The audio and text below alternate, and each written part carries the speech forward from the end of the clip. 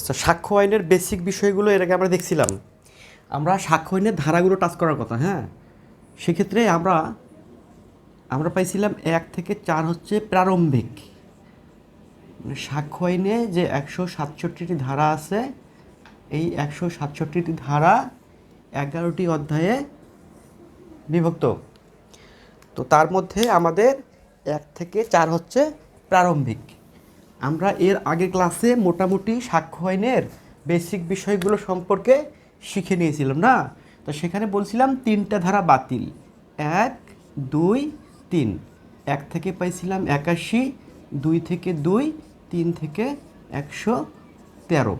তাহলে আমরা যদি আজকে 1 থেকে 4 ধারাটা পড়তে যাই, সেখানে 2 বাতিল, মাঝখানে 2 নাই, তাহলে কি আছে 1, 3, 4। তাহলে প্রথম যে অধ্যায়টা আছে প্রারম্ভিক বা প্রাথমিক, সেখানে আমার ধারা পাবো 3টি, যেহেতু 2 বাতিল। তো এক ধারায় কি আছে? আমরা বরাবরই বলি যে আমাদের যে আইনগুলো আছে, প্রত্যেকটা আইনের এক ধারায় কমন 3টে ফ্যাক্ট থাকে। কি কি থাকে? নাম, কার্যকর, আর একটা কী থাকে? প্রযোজ্যতা। আপনারা দেখবেন প্রত্যেকটা আইনের এই এক ধারায় এই কমন 3টে জিনিস আমরা পাবই। তাহলে সাক্ষ্য আইনের এক ধারাতেও আছে এটা নাম কি হবে, এটা কার্যকর কবে হবে, এটা কোথায় প্রযোজ্য হবে। যেখানে আমাদের নাম বলা আছে, এর নাম হবে কি? সাক্ষ্য আইন 1872। এক, কার্যকর, যেখানে বলা আছে এটা কার্যকর হবে 1 সেপ্টেম্বর 1872। আরটা থেকে প্রযোজ্যতা। প্রযোজ্যতার ক্ষেত্রে বলা আছে যে এটা সমগ্র বাংলাদেশের ক্ষেত্রে প্রযোজ্য। তো এটা বললাম যে প্রত্যেকটা আইনের এক ধারায় কমন ফ্যাক্ট, যে কমন ফ্যাক্ট 3টে আমাদেরকে জানতে হবে। কিন্তু সাক্ষ্য আইনের এক ধারায় এক্সট্রা কিছু কথাবার্তা বলা আছে। আচ্ছা, সেগুলো একটু দেখে নেই।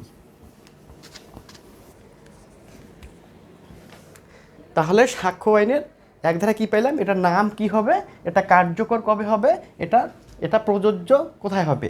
নাম হবে সাক্ষ্য আইন 1872, কার্যকর 1 সেপ্টেম্বর 1872, আর সমগ্র বাংলাদেশের জন্য প্রযোজ্য। এরপর এক্সট্রা যে কথা বলা আছে যে এই সাক্ষ্য আইন সকল বিচারিক কার্যক্রমের ক্ষেত্রে প্রযোজ্য। সকল বিচারিক কার্যক্রমে প্রযোজ্য।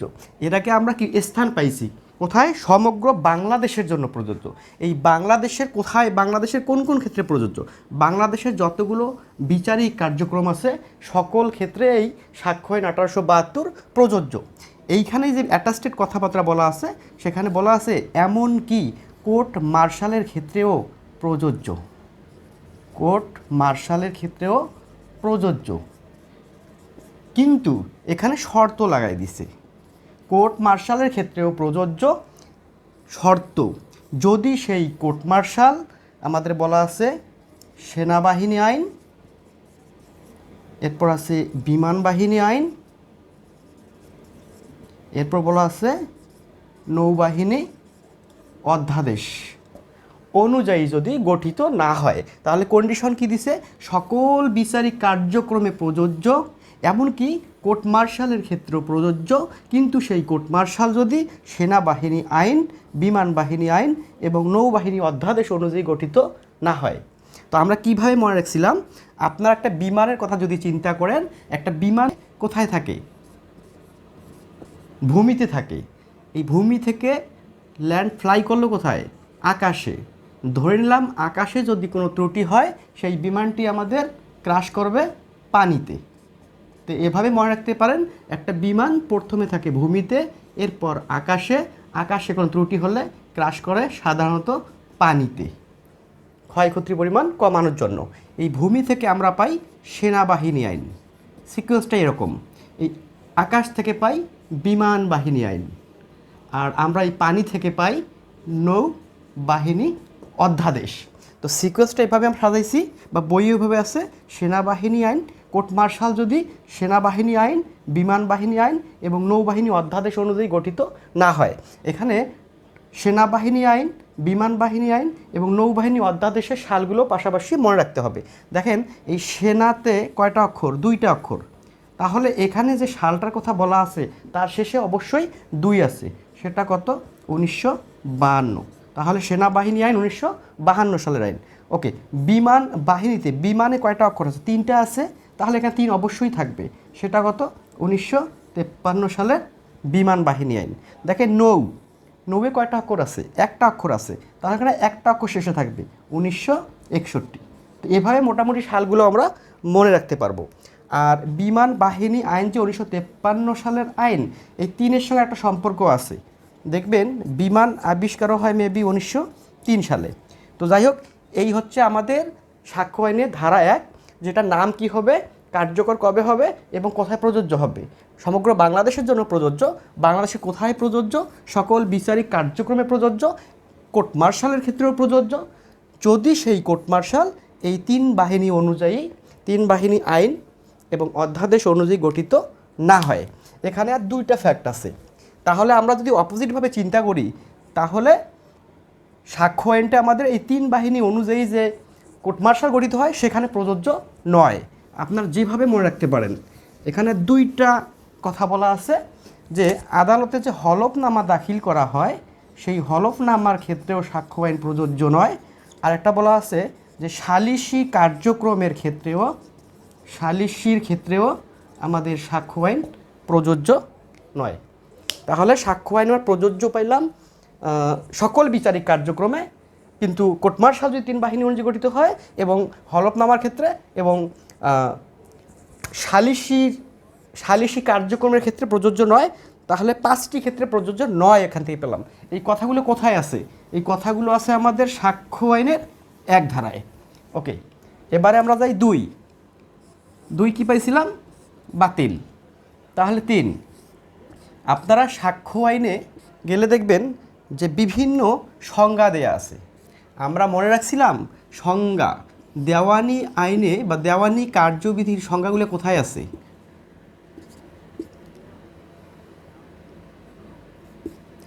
দেওয়ানিতে সংজ্ঞাগুলো আছে, আমরা যে দ থেকে পাইছিলাম 2, তাহলে 2 ধারায় আছে। আবার তামাদিতেও তাই, তামাদি দরটা যদি শেষে আছে যদিও, তারপরেও 2 ধারায় আমাদের সংজ্ঞাগুলো আছে। কিন্তু সাক্ষ্য আইনের সংজ্ঞাগুলো আছে 3 ধারায়। সাক্ষ্য আইনে কি কি সংজ্ঞা আছে? সাক্ষ্য আইনের 3 ধারায় যে সংজ্ঞাগুলোর কথা বলা আছে সেখানে দেখবেন আমাদের আছে আদালত কাকে বলে। আদালত কাকে বলে? এখানে আছে ঘটনা কাকে বলে। এখানে দেখবেন আছে যে বিচার্য বিষয় কাকে বলে।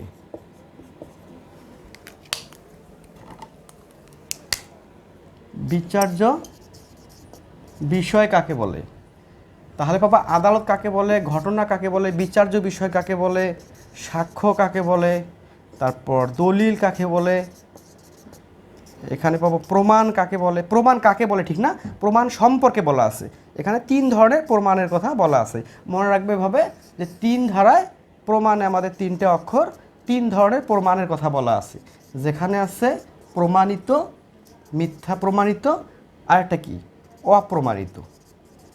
এই সংজ্ঞাগুলো আমরা পাবো সাক্ষ্য আইনের 3 ধারায়। তাহলে প্রথমে আমরা দেখি একটু আদালত কাকে বলে।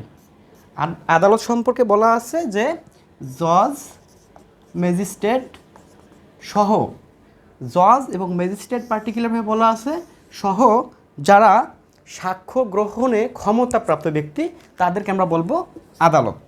ঘটনা কাকে বলে? ইন্দ্রিয় গ্রাহ্য যত কিছু আছে সব কিছুই ঘটনা। আমরা জানি পঞ্চ ইন্দ্রিয়র কথা, আমরা জানি এই পঞ্চ ইন্দ্রিয় মনে রাখার সিস্টেমটা কি? চশমার সঙ্গে 3টা আমাদের অঙ্গ জড়িত না, নাক, কান, চোখ, আর 2টা হচ্ছে, একটা হচ্ছে ত্বক, একটা হচ্ছে জিহ্বা। তাহলে নাক দিয়ে আমরা যদি কোনো ঘ্রাণ পাই সেটা একটা ঘটনা, কান দিয়ে যখন কিছু শুনি তাও ঘটনা, চোখ দিয়ে যা দেখি তা ঘটনা, ত্বক দিয়ে যদি কোনো ফিল নেই সেটাও ঘটনা, জিহ্বা দিয়ে যদি কোনো স্বাদ বা ফিল নেই সেটা হচ্ছে ঘটনা।